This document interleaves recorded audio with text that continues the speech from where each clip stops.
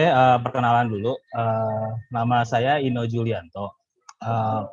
Saya ini bisa dibilang udah lama di bidang tulis-menulis ya, cuman lebih lebih beratnya tuh di penulisan di copywriter gitu. Nah, copywriternya di sini itu saya itu lama copywriternya di media cetak di Kompas itu selama hampir 10 tahun di Kompas sebagai copywriter. Nah, setelah itu sempat juga mencoba di dunia fintech. Fintech itu kalau ada yang pernah dengar semacam pinjol di uang teman selama kurang lebih hampir 2 tahun sebagai sama juga lebih ke creative writer gitu. Nah sekarang ini saya di Xiaomi Indonesia itu kurang lebih sama juga di creative copywriter. Jadi kurang lebih memang pengalaman saya di bidang copywriter, cuman ya bisa dibilang lebih ke kreatifnya gitu. Nah, makanya sekarang tuh saya pengen coba sharing tentang creative copywriting itu apa sih, tapi ini bukan lebih kepada teori ya, jadi santai aja, lebih kepada kita ngelihat contoh-contoh kasus gitu creative copywriter dari brand-brand tuh kayak gimana sih gitu. Nah, saya mau ngasih tahu aja nih kalau misalkan di sini ada yang basicnya bukan brand gitu ya, tapi misalkan lebih ke artikel atau blogger gitu. Nanti kalau ada yang mau ditanyain boleh di sesi Q&A ya. Karena ini akan lebih banyak contoh-contoh kreatif copywriting dari brand-brand sih. Kira-kira kayak gitu sih perkenalan. Saya langsung atau gimana Mbak Dewi? Oke, baik. Langsung aja Mbak Sino, kita langsung masuk ke presentasinya. Silakan. Oke. Nanti kalau ada yang suaranya mati atau gimana, kalau kasih tahu ya, karena lagi di luar. Oke, siap. Nggak kelihatan. Oke, selamat malam teman-teman semua. Terima kasih sudah ikutan sesi ngobrol-ngobrol di Niaga Hoster ini. Terima kasih juga buat Niaga Hoster udah mengundang saya sebagai satu pembicara di acara dengan tema The Power of Creative Copywriting. Nah, langsung aja. Jadi ini saya mau ngasih tahu ya data yang mungkin teman-teman juga udah tahu lah kebiasaan orang-orang Indonesia itu kalau di internet itu kayak gimana sih gitu. Nah, kurang lebih tuh dari data dari Hootsuite ya, di Januari 2021 itu kita bisa ngelihat bahwa orang-orang yang yang menggunakan internet itu makin lama makin banyak gitu. Misalkan contohnya ada orang-orang tuh pakai internet itu sampai 8 jam gitu. Terus di sosmed juga seperti itu gitu. Nah, bisa kebayang jumlah populasi orang yang menggunakan internet di Indonesia itu semakin tahun tuh semakin banyak gitu. Nah, hal ini yang ngebuat kondisi konten-konten kreator pasti banyak saingan kan gitu. Kalau misalkan dulu waktu belum banyak brand dan konten kreator yang main di digital, saingannya belum terlalu banyak. Tapi sekarang itu banyak banget gitu. Jadi kalau kita ngasih konten tuh gimana caranya konten kita tuh bisa dilihat gitu. Nah, kurang lebih gambarannya serumit apa sih gitu persaingan konten di digital tuh kurang lebih kayak gini.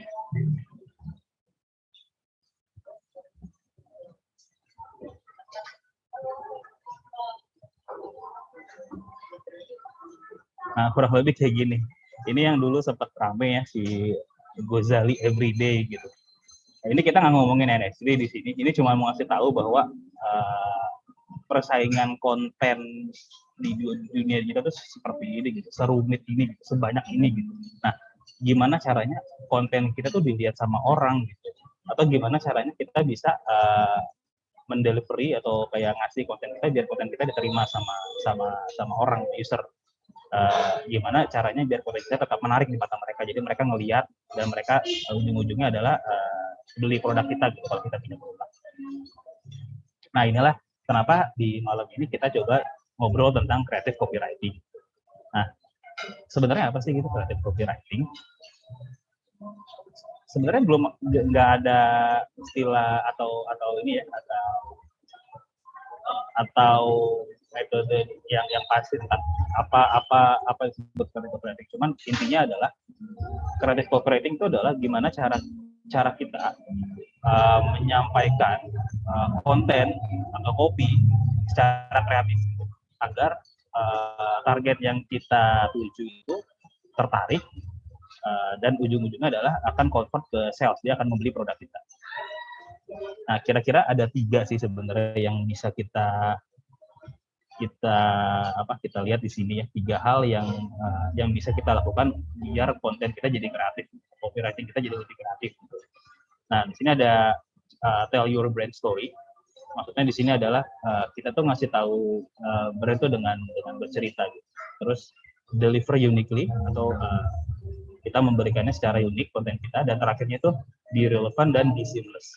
Jadi konten kita harus relevan dan harus bisa dinikmati kapan saja gitu. Nah, ini sekarang kita coba masuk ke contoh kasus ya. Nanti saya akan coba diskusi tentang contoh kasus dari brand-brand luar negeri, tapi nanti di akhirnya ada brand-brand dalam negeri, terutama brand yang pernah saya pegang. Nah, ini salah satu teori yang menarik dari Seth Godin. Ini salah satu marketer yang terkenal ya. Dia bilang marketing itu bukan tentang apa-apa yang kamu bikin, tapi bagaimana kamu bisa menceritakan hal itu. Nah, ini kita masuk ke contoh kasus yang menarik. Nah, mungkin teman-teman di sini nggak tahu ya dengan direct TV gitu, apa sih direct TV. Nah, ini sebenarnya contoh brand di luar negeri yang punya iklan dengan copywriting sangat menarik.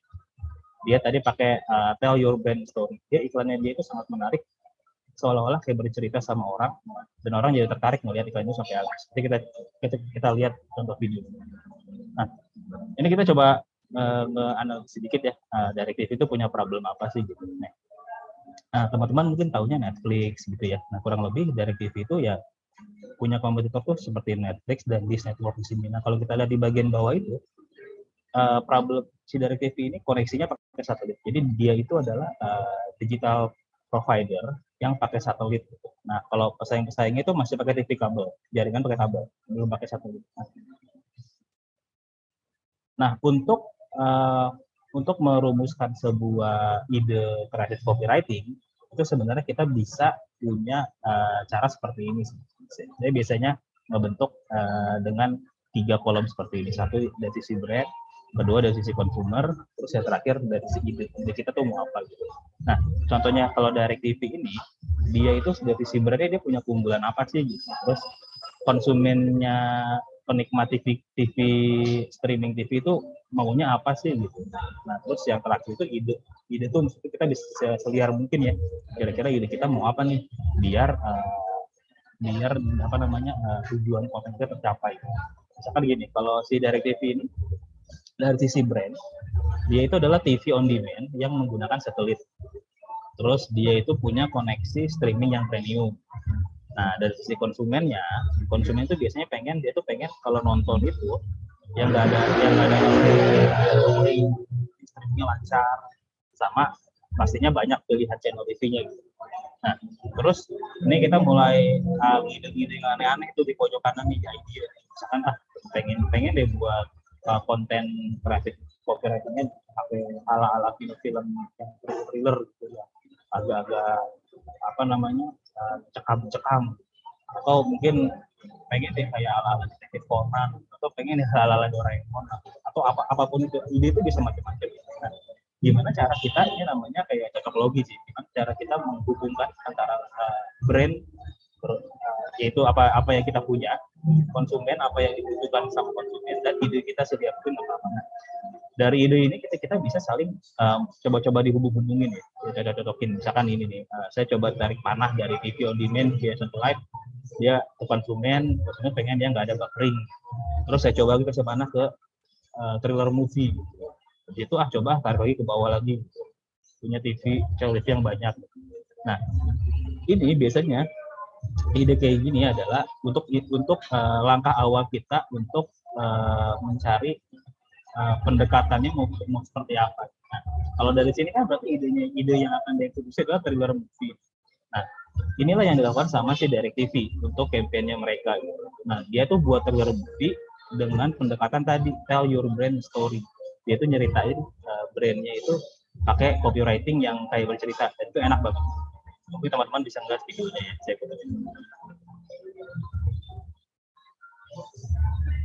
When you wait forever for the cable guy, you get bored. When you get bored, you start staring out windows. When you start staring out windows, you see things you shouldn't see. When you see things you shouldn't see, you need to vanish. When you need to vanish, you fake your own death.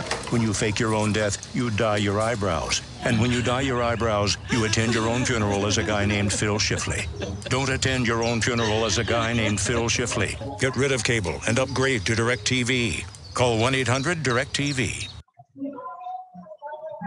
Oke, itu dia tuh iklan, tapi kita tuh seolah-olah kayak dikasih semacam mini cerita film dengan storytelling yang kuat banget.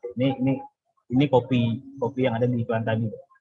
Jadi si Derek TV ini dia buat cerita seolah-olah ya kalau pertama kita lihat dulu deh dari copywriting yang dia tulis. Ini banyak repetisi pengulangan kalimat yang membuat orang-orang tuh nggak nge-skip gitu. Menarik buat orang kayak when you wait forever for the cable guy, you get bored. When you get bored, diulangi lagi.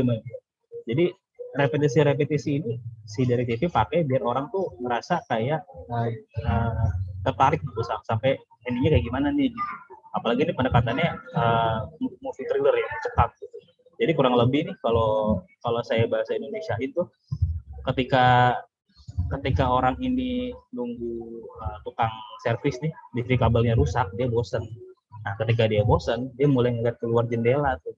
Nah, ketika dia ngeliat keluar jendela, dia ngelihat hal-hal yang harusnya nggak dia lihat. Nah, ketika dia lihat hal-hal yang harusnya nggak dia lihat, dia harus kabur dari situ. Nah, ketika dia harus kabur dari situ, dia harus pura-pura mati. Nah, ketika dia pura-pura mati, dia harus mewarnai alisnya gitu. Nah, ketika dia warnai alisnya, dia akhirnya datang ke pemakamannya dia sendiri pakai nama Phil Shifley. Nah, terakhirnya baru tuh dia jualan tuh. Jangan datang ke pemakaman kamu sendiri pakai nama Phil Shifley. Buang jauh-jauh dari kabel kamu, upgrade ke DirecTV.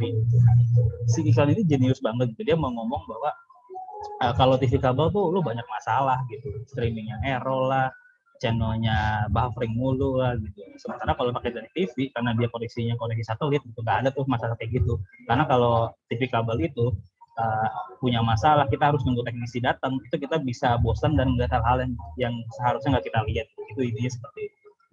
Nah, ini menarik banget. Dia tuh nggak jualan langsung, beli DirecTV, koneksinya pakai satelit lancar, enggak, tapi dia cerita pakai story gitu. Makanya tell your brand story. Orang tuh lebih tertarik. Gitu. Ini contoh dari si DirecTV ya.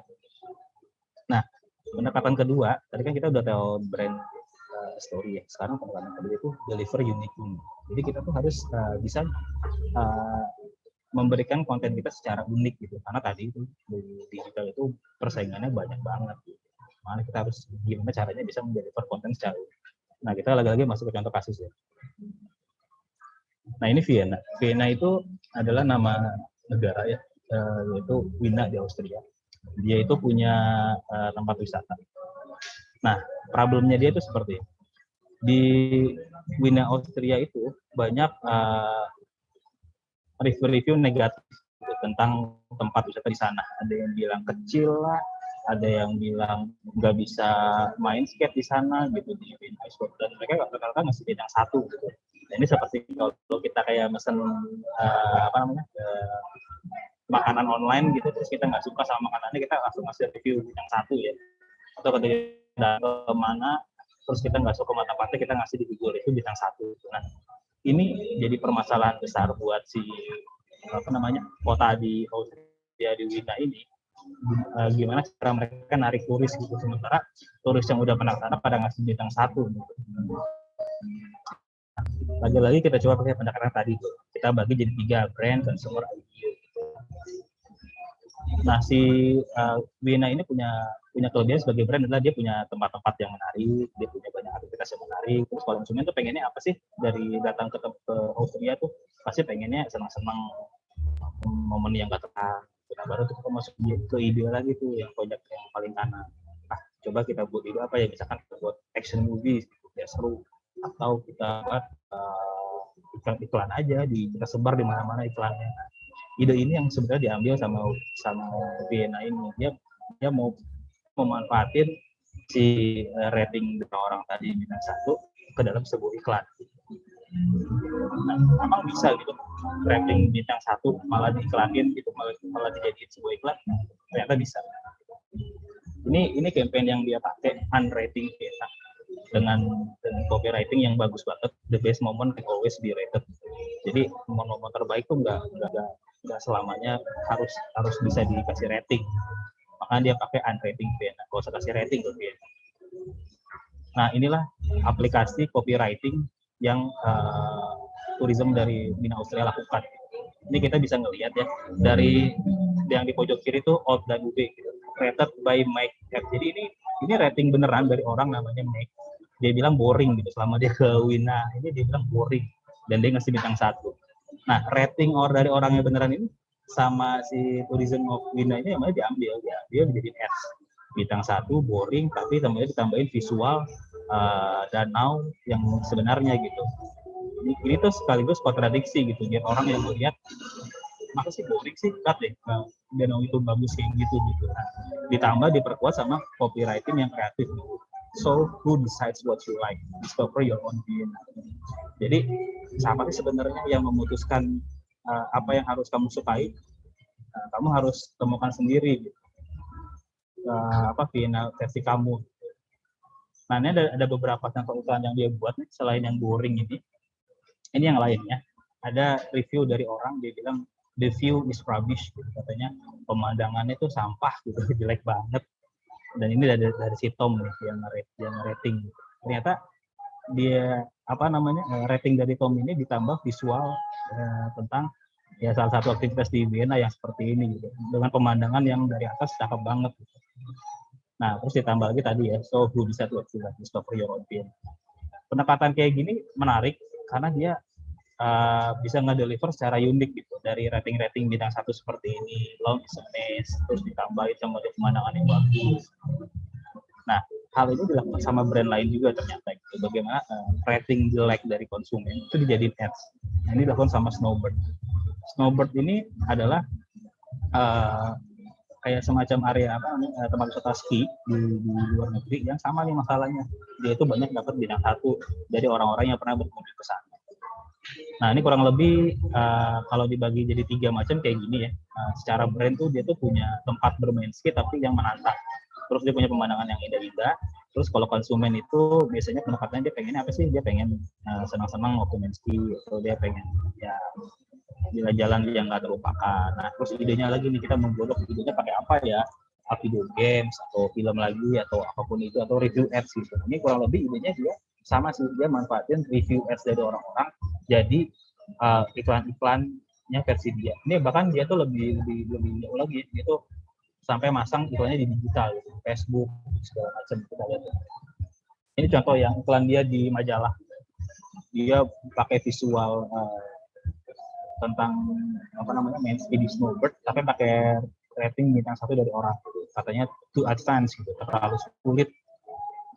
Ada lagi pendekatnya kayak gini, ada orang yang ngasih bintang 1 dia bilang disappointed gitu, kecewa gitu, tapi dengan visual yang keren gitu dari Snowbird. Nah, lucunya lagi dia tuh sampai masang visual ini dari bintang 1 ini di sosial media. Kita lihat ini sosial media digital ads dari Snowbird dengan pendekatan rating bintang 1 gitu.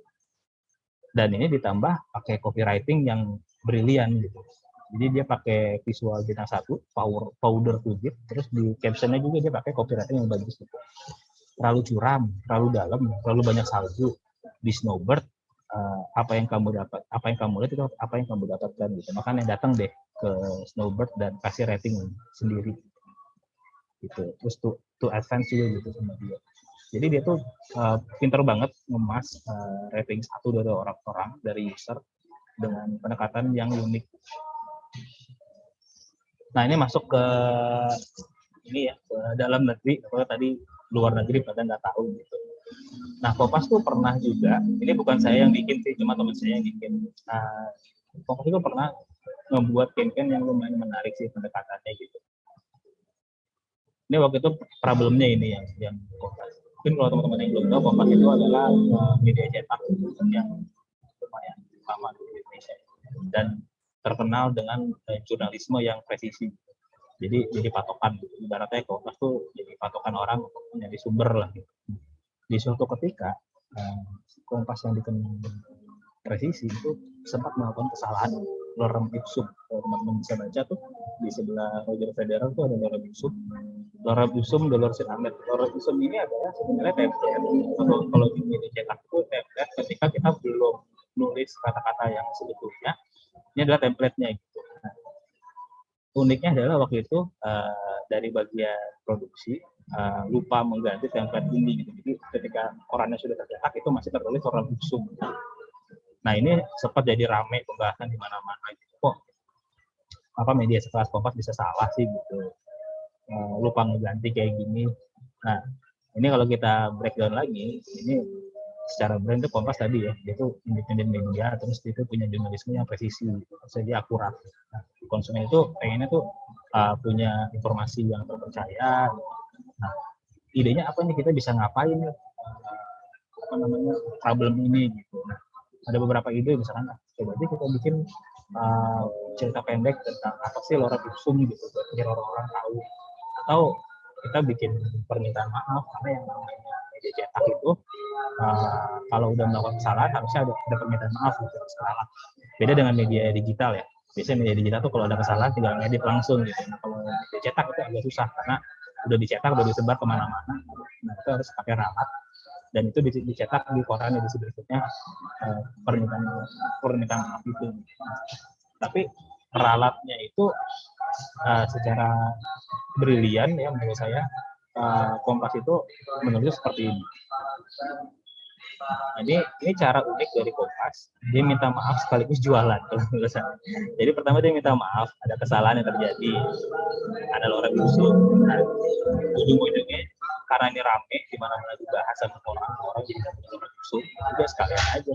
Nih buat yang lebih setia, pakai deh kode Kompas lorem ipsum biar dapat diskon 30%. Nah ini namanya pintar manfaatin permasalahan jadi peluang. Ini cara unik ya delivery ini konten. Nah ini terakhir di relevan dengan visibility. Jadi agar konten kita itu dilihat sama orang, kita harus tahu tren-tren yang lagi rame apa sekarang dan lagi happening apa sih hari-hari. Misalkan kalau di hari apa namanya Februari kemarin ada Imlek, terus ada online, terus nanti ada bulan puasa Ramadan. Nah, momen-momen kayak gitu kita harusnya bikin konten yang menarik gitu buat orang. Nah, ini kan berarti kita harus relevan dengan posisi sekarang. Kira-kira apa yang dibahas. Ini coba masuk ke brand yang sekarang saya lagi kerja ya di Xiaomi. Nah ini kita ke problem dulu. Salah satu problemnya di Xiaomi itu sekarang itu orang-orang tuh tahunya Xiaomi itu lebih ke handphone kan. Mungkin teman-teman juga ada yang pakai handphone Xiaomi gitu, ada seri Redmi, ada seri Xiaomi, atau seri yang Poco gitu. Semuanya handphone Xiaomi. Nah, mungkin belum banyak yang tahu ternyata Xiaomi itu punya produk-produk lain selain handphone. Itu produk-produk yang disebutnya ekosistem. Ekosistem itu maksudnya produk di luar handphone yang sebenarnya itu menjadi satu ekosistem yang menyatu gitu. Jadi kita tuh punya ada air purifier, ada CCTV, ada jam smartwatch gitu. Mungkin teman-teman juga ada yang pernah lihat ya, produk lain Xiaomi selain handphone. Dari problem ini coba kita breakdown jadi 3. Dari sisi brand tuh Xiaomi itu dikenal sebagai inovasi. Xiaomi itu adalah brand yang inovatif dan teknologinya itu lumayan. Nah konsumen itu pengennya apa dari produk-produk teknologi? Konsumen itu pengennya pakai terjangkau, terus yang mempermudah kehidupan mereka, nggak gitu. Nah, baru kita masuk ke ide. Ide itu mau bikin apa sih gitu. Nah, biasanya itu standarnya tuh kalau brand-brand tuh bikin kayak shopping itu kayak katalog belanja gitu. Apa aja yang harus dibeli selama momen Ramadan, apa aja yang disebut selama momen Natal. Atau ide lainnya adalah bikin serial branding konten, bikin konten yang menarik, yang ada serinya gitu. Contohnya seperti ini. Contohnya tadi kan ada momen. Nah, tadi jadi pendekatannya itu dari point of view atau sudut pandang dari produk itu sendiri gitu. Daripada tadi jualan produknya langsung, kita bikin seolah-olah produknya ngomong ke si ibu bahwa katanya ini air purifier gini. Si air purifier ini adalah pemurni udara. Jadi kalau kita nyalain produk ini di ruangan, itu udara kotor jadi bersih gitu. Dia punya filter di dalamnya. Nah, ini kita bikin seolah-olah sudut pandangnya si air purifier ini ngomong ke si ibu di rumah gitu. Dia bilang, dan kebetulan sebelum ini kita tuh punya campaign bebas ribet gitu. Jadi ketika punya produknya Xiaomi, konsumsinya Xiaomi, itu bisa bikin kita bebas ribet gitu. Nah, contoh copywritingnya yang dibuat waktu itu adalah seperti itu. Ibu bebas rebahan hari ini, biar aku yang jagain udara bersihnya. Selamat hari ibu. Ini seolah-olah sudut pandangnya dari purifier gitu, ngomong ke si ibu.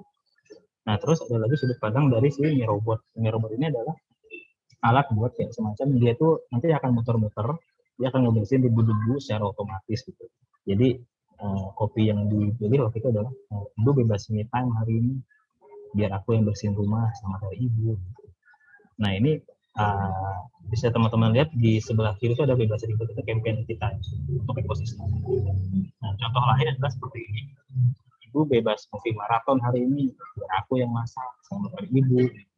Kenapa kopinya seperti itu? Karena ini adalah produk Mi Smart Air Fryer. Jadi dengan produk ini kita bisa bikin masakan itu simpel banget, tinggal masukin, misalnya mau bikin kentang, mau bikin ayam, atau tinggal masukin ke dalamnya, terus diatur aja di handphone. Udah tinggal ceritanya mau berapa menit nih mau masak kentang, kita langsung matang tanpa minyak nih. Dia pakai listrik ya, pakai panas. Nah terakhir kita sampai bikin Instagram filter. Jadi user follower sosial media Xiaomi Indonesia itu bisa pakai filter ini. Jadi mereka seolah-olah jadi produknya Xiaomi terus mau ucapin deh ke ibu masing-masing gitu. Pakai filter Xiaomi.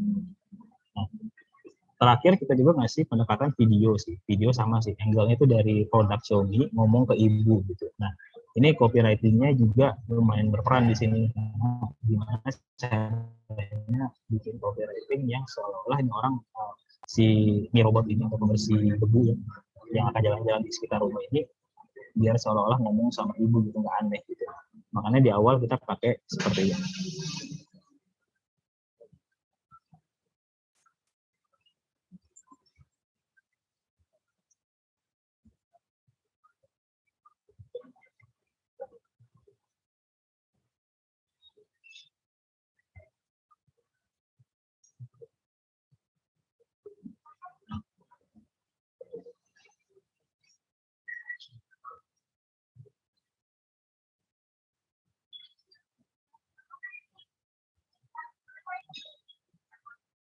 Ya, nah itu apa namanya? Kita ikutin momentum hari Minggu, tapi kita pakai pendekatan yang lumayan berbeda. Nah ini satu lagi contoh terakhir, ini baru banget yang masih hangat. Di waktu Valentine's Day 14 Februari, kita buat konten yang kurang lebih mirip. Gimana caranya kita momentum Valentine ini kita pakai pendekatan yang dengan copywriting yang berbeda. Nah ini pendekatan yang dilakukan sama Xiaomi, ngebuat serial konten yang isinya adalah lagu-lagu love song gitu. Karena kan biasanya kan kalau orang lagi Valentine itu ya semua serba love gitu ya. Ada biasanya orang ngasih coklat, ngasih bunga. Nah, kita buat campaign namanya Say with Xiaomi. Daripada kamu ngasih coklat, ngasih bunga, kan bosan gitu. Nah, sekarang saatnya kamu kasih produk Xiaomi.